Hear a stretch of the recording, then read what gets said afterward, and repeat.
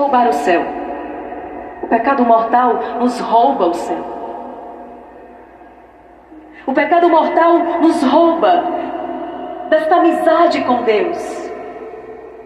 Mas para além dessa consequência mais danosa, saiba que cada vez que você come do fruto proibido, cada vez que você peca, cada vez que você vende Jesus por essas 30 moedas, você sofre os danos disso. Danos emocionais, e aqui está a explicação porque hoje tantas pessoas estão doentes emocionalmente. O pecado.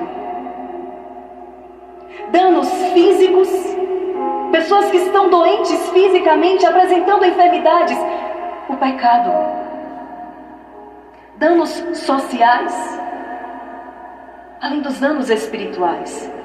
E esses danos vêm da fé. Detalhe.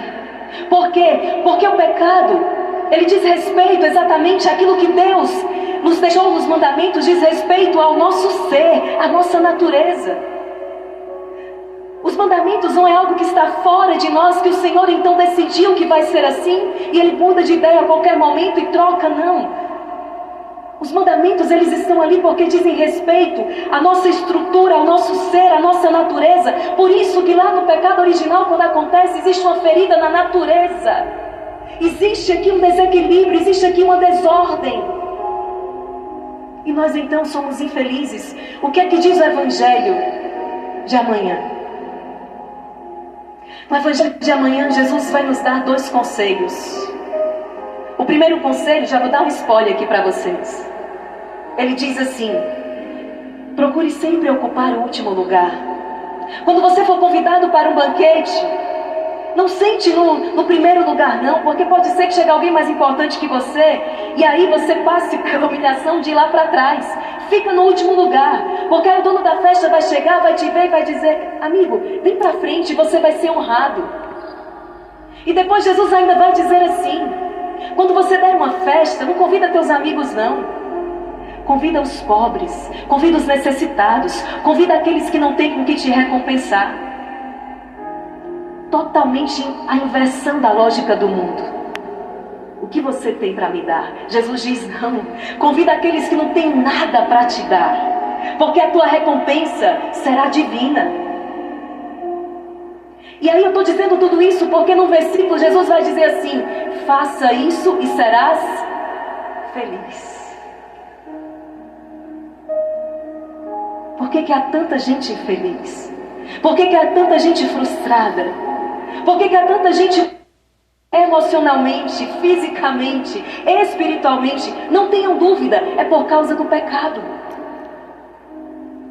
E nós queremos então, a gente vem para o encontro e nós precisamos pedir que a experiência ela seja autêntica. Aquela experiência como Zaqueu, que quando encontrou Jesus e acolheu então Jesus em sua casa, ele disse: Senhor, eu vou reparar todo o mal que eu fiz. Ou seja, existe mudança de vida, existe conversão. Meus queridos, o pecado ele cega. E quando nós fazemos a opção pelo pecado, ao invés de um problema, nós vamos colecionando vários outros. Nesses últimos dias eu preguei insistentemente Gênesis 4, a experiência de Caim e Abel. Vocês me permitem falar dessa experiência mais uma vez, sim ou não? Bom, vamos resumir. Caim e Abel são irmãos e eles vão fazer uma oferenda ao Senhor, uma oferta ao Senhor. Caim pega ali alguns frutos então da terra, ou melhor, Abel pega na verdade as primícias, o melhor da sua colheita. Caim pega alguma coisa ali, a palavra não vai dizer que ele oferece as primícias, nem que ele oferece o melhor, mas ele faz também a sua oferta. Mas a palavra vai dizer que Deus se agradou da oferta de Abel, e não se agradou da oferta de não se agradou. Racionalmente, de maneira inteligente, o que é que vocês acham então que Caim deveria ter feito? O que é que você teria feito no lugar de Caim? Vamos caprichar então na oferta? Sim ou não? E aqui a oferta que agrada não é aquilo que eu estou dando, mas o meu coração, a intenção.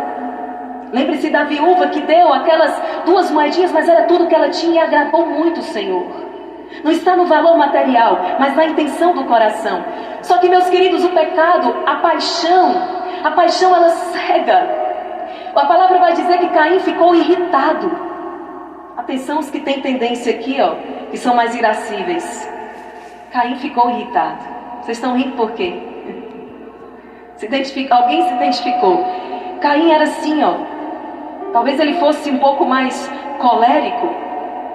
E ainda não no processo muito de conversão. Ele ficou irritado porque o Senhor se agradou da oferta de Abel e não se agradou da oferta dele. E o que é então que vocês pensam que ele fez? Caim agora tem um problema.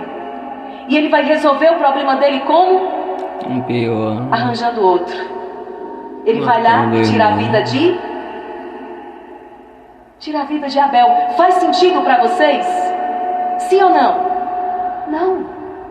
Mas por quê? Porque o pecado é uma falta contra a razão, contra a verdade. Não faz sentido. O pecado não faz sentido. Você troca um bem superior por um bem inferior. Você troca ouro por bijuteria.